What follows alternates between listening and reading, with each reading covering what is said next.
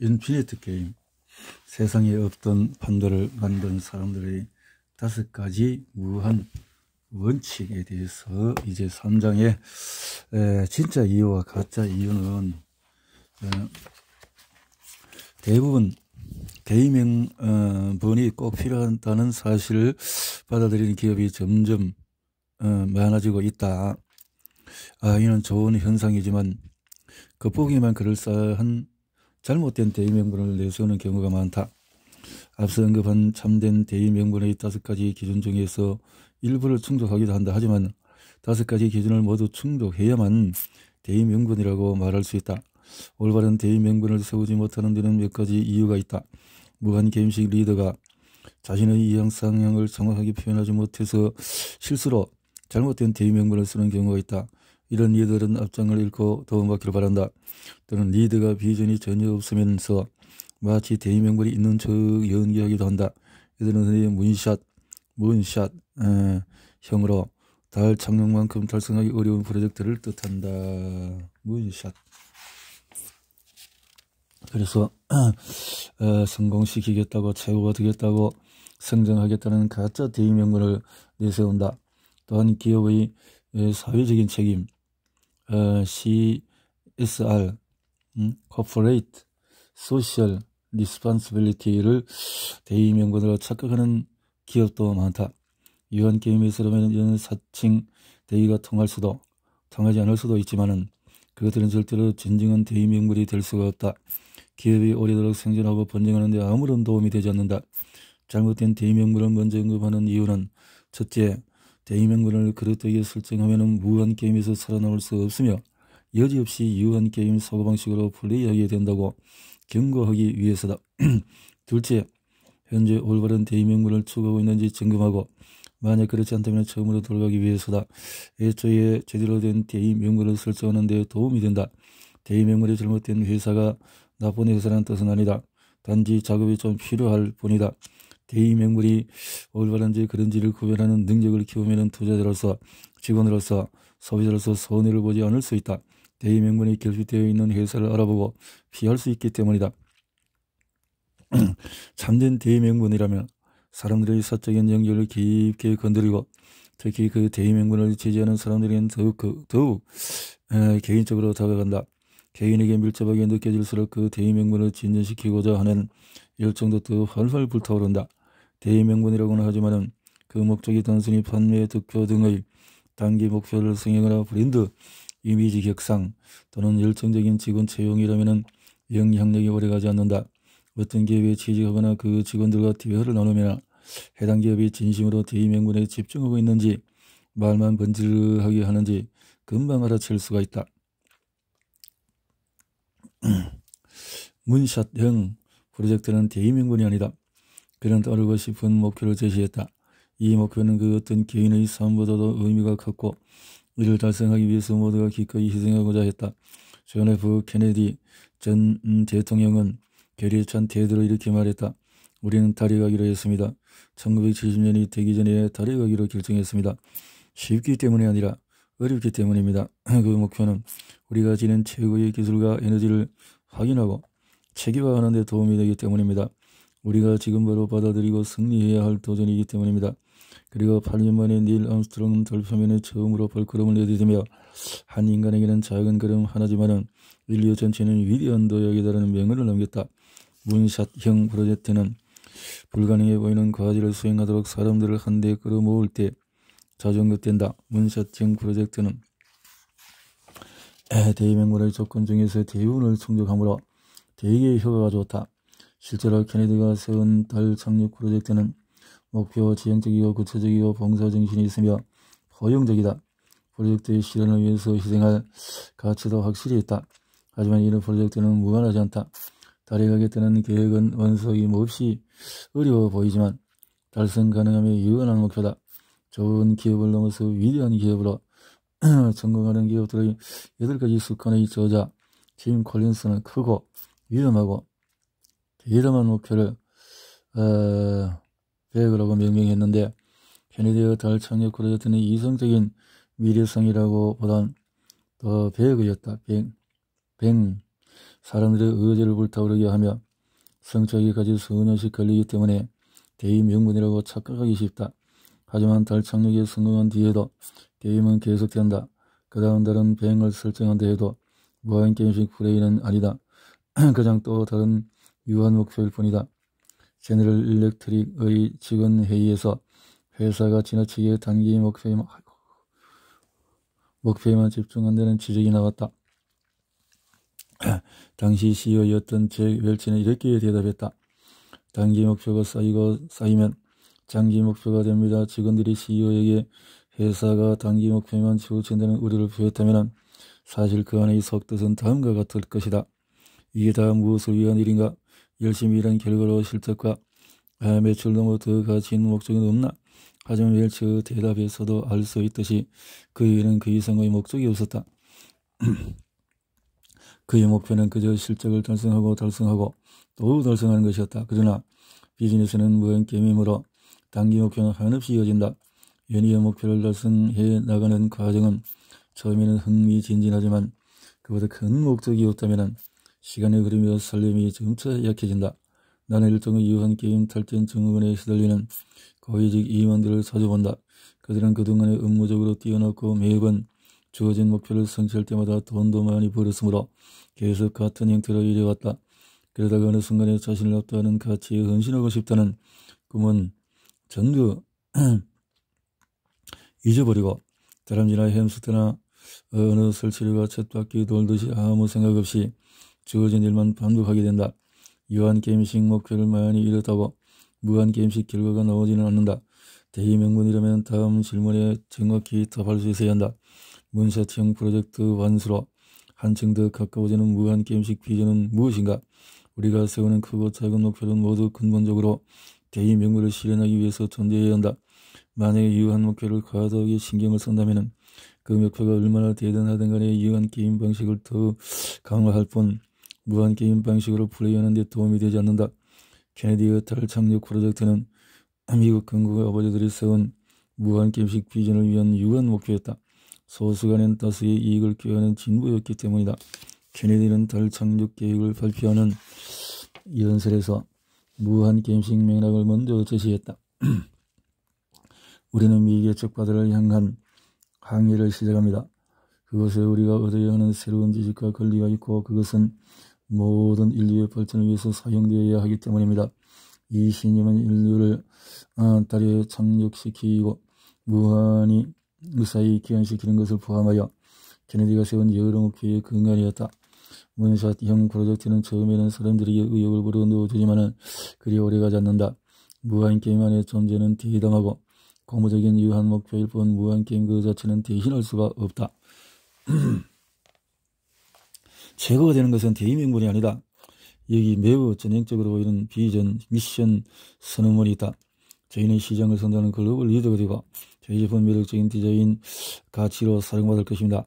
이런 러닝용이라는 비행기 용에 이르기까지 온갖 GPS 기기를 제조하는 가민의 비전이다. 다양하게 변형되긴 하지만 기본 공식은 같다. 우리는 최고고 우리 제품은 특출나서 모두가 원한다는 내용이다. 소비자에게 대단한 가치를 제공한다는 말도 꼭 끼워 넣는다.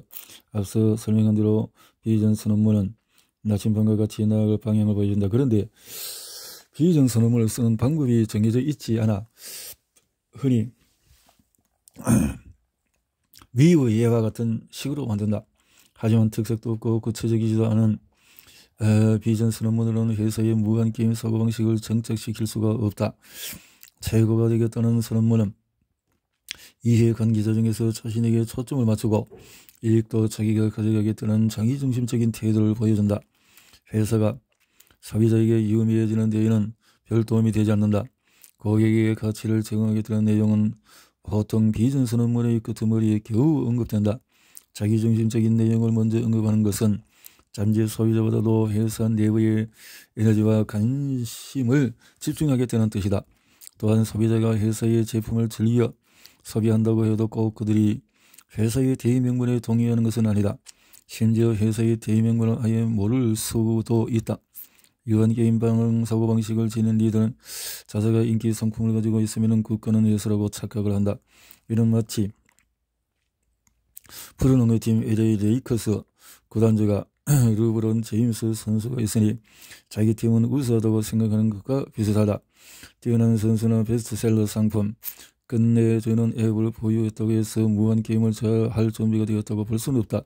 자세가 생생한 제품에 초점을 맞춘 비준 선언문화, 모든 조건이 지금같이 완벽히 똑같아야만 유효하다. 더 좋은 제품이 나오거나 시장 상황이 변하거나 신기술이 개발되면 그 비전 선언문에 매여서 기존 사업 모델을 버리지 못하고 도약할 기회를 놓치고 만다. 가민에게도 이런 일이 벌어졌다. 가민은 2007년만 해도 자동차 보트형 GPS 제조업체로 전 세계 1위를 달리고 있었다. 하지만 스마트폰의 기능이 발전하며 별도의 GPS 기기에 대한 수요가 줄어들면서 가민은 위기를 맞았다. 그 결과 현재 가민의 기업 가치는 2007년에 비해서 3분의 1 이하로 떨어졌다. 스마트폰의 보급으로 인해 실패할 수밖에 없었다고 타다기는 쉽다. 실제로 가민은 그렇게 말했다. 하지만 그들은 자신의 비전 선언문이 제품에 초점을 맞추고 있다는 사실을 인식하지 못했으므로 스마트폰의 출현을 기회로 전환하지 못한 것이다. 소비자에게 제공하는 가치를 최우선으로 생각했다면 늦지 않은 시점에 스마트폰 내비게이션 앱을 개발했을 수도 있다. 그 정도는 충분히 할 수 있는 회사였다.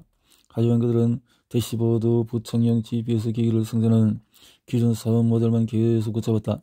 미국에서 가장 널리 사용되는 내비게이션 앱은 구글 지도나 웨이즈, 애플 지도지만 달라질 가능성이 있었다. 대명분이 사업 모델을 결정해야 한다. 이 방향은 바뀌면 안 된다. 기업 비전이나 미션 선언문이 제품에 집중하면 기업 문화에도 악영향을 끼친다. 제품을 그 무엇보다도 중요하게 여기는 현상은 IT 기업에서 흔히 일어난다. 그리 되면 엔지니어나 제품 개발자가 아닌 직원들은 상대적 박탈감을 느끼며 실제로 차별받기도 하는 문제가 발생한다. 조직이 원활하게 운영되려면 그들이 엔지니어나 제품 개발자에 들러리라고 여겨서는 안 된다. 그들 역시 개인적인 이익이나 제품을 넘어서는 대의명분을 실현하는 데 동참하는 가치 있는 직원이 되고 싶어 한다. 최고가 된다는 목표는 절대 대의명분이 될 수가 없다. 임의의 시점에서 특정 실적을 기준으로 최고가 되었다고 하더라도 그 자리는 일시적일 뿐이다. 한 번 1등을 기록했다고 게임은 끝나지 않는다. 그래서 그 자리를 지키기 위해서 방어적으로 플레이하게 된다. 우리는 최고다라는 말은 직원들이 사기를 북돋아내는 효과가 있겠지만 회사의 기반을 견고하게 하는 데는 아무런 효과가 없다. 무한게임식 리더는 최고라는 자리가 영원하지 않다는 사실을 잘 안다. 그들은 최고 대신에 더 나아감을 추구한다. 더 나아감을 쫓는 것은 끝없이 개선해 나가는 여정이며 사람들은 그 진전을 위해서 지능과 에너지를 쏟도록 초청받았다고 느낀다. 무한게임에서는 더 나아감이 최고보다 더 좋다.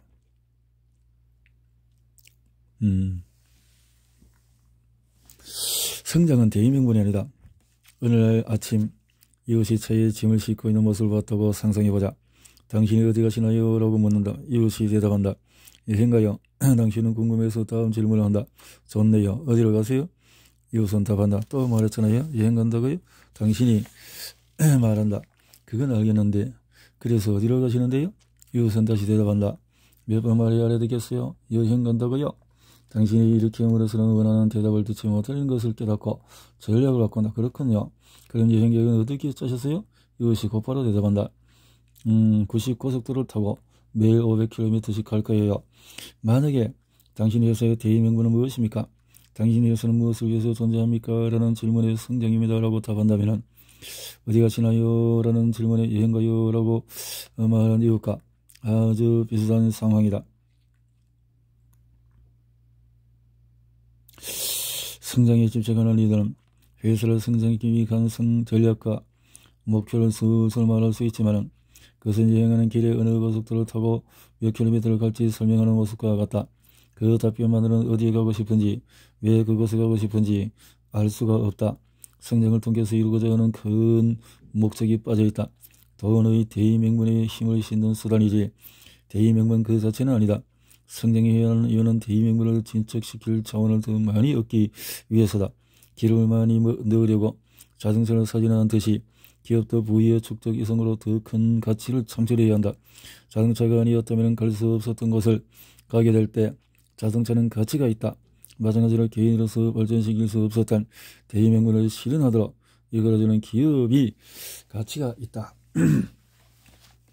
시사법에서는 기업 가치 10억 달러 달성을 성공 기준으로 보는 경향이 있다. 하지만 이런 벤처 캐피탈 업계에서 기업 가치 평가를 기반으로 수익을 내기 때문에 생긴 척도일 뿐 앞으로 오랫동안 살아남는 기업이라는 증거로는 불충분하다. 게임에서 장기적으로 생존하는 원동력은 강한 기업 문화와 작업이 가능한 수익성이다. 성장에만 과도하게 초점을 맞추면 성숙기의 시장, 즉 제품, 기술, 비즈니스가 더는 새로운 것이 없고 익숙하며 이미 널리 퍼진 시장에서 문제가 발생한다. 시어스나 지혜와 같이 성숙기에 시장에 속한 기업들이 어떻게 성장하게 되는 자세를 고수한다면 할 수 있는 일이 그다지 매력적이지 않다. 방어적으로 플레이하고 주주들의 환심을 사기 위해 배당하고 인위적으로 주가를 올리기 위해서 자사주를 매입한다. 성숙시장에 속한 유한 게임식 기업은 고도로 성장하는 유일한 길이 인수합병이라고 여긴다. 인수합병을 하면 단기적으로 주가를 올릴 수는 있지만은 하버드 비즈니스 리뷰 등 여러 매체에서 지적하듯이 인수합병의 70에서 90%는 최악의 실패를 낳는다. 성장 자체를 대의명분으로 삼는 것은 체중 정량만을 위해 먹는 것과 같다. 오로지 살찌우려고 먹는다면 인체에 해롭듯이 기업이 외형 성장만을 목표로 하면 각종 문제에 시달릴 수밖에 없다. 성장을 대의명분으로 설정하면 대다수의 경우 기업의 근시안적인 사고와 이기주의가 팽배해지고 신뢰와 협력이 사라져서 결과적으로 불건전한 기업 문화가 형성된다. 성장은 산출된 결과일 뿐 존재의 의미나 대의명분이 아니다. 올바른 대의명분이 있으면 사람들은 그것을 위해 개인적인 이익을 기꺼이 포기한다. 반면에 돈이나 성장을 대의명분으로 삼으면 사익을 지키기 위해서 다른 사람에게 희생을 강요하거나 대의명분 자체를 저버리기 쉽다. 게다가 그 어떤 것도 영원히 성장할 수는 없다. 풍선은 언젠가 터지고 거품은 결국에는 꺼지기 마련이다. 경제에서도 예외는 없다. 기업의 사회적인 책임은 대의명분이 아니다. 한 회사가 지역 사회에 어떻게 공헌했는지 홍보한다고 생각해보자. 그들은 회사의 후원으로 장학금을 받은 학생들의 이야기를 널리 알리고 싶어한다.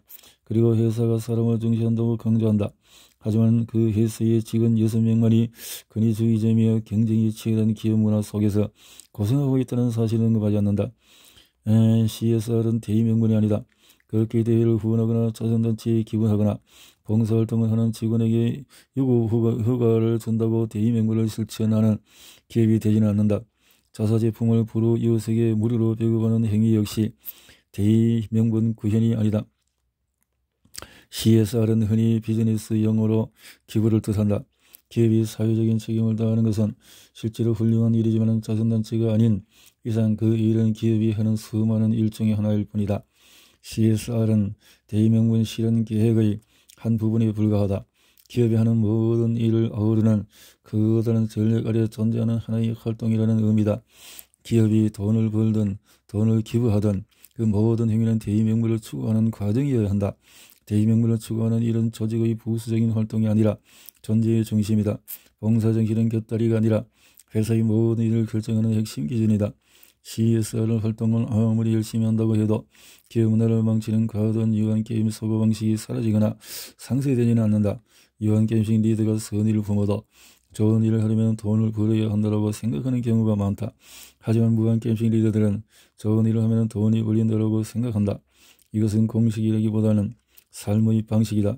무한게임 사고방식을 지닌 리더는 직원들과 지역사회를 위해 헌신하는 일꾼이 된다. 이들이 현역일 때 은퇴 시점에 하는 기부는 그들이 지난 수십 년간 해온 일의 연장선이지 과거의 유한게임식 경영을 상쇄하려는 시도가 아니다. 그 차이는 리더의 사고방식에서 나온다.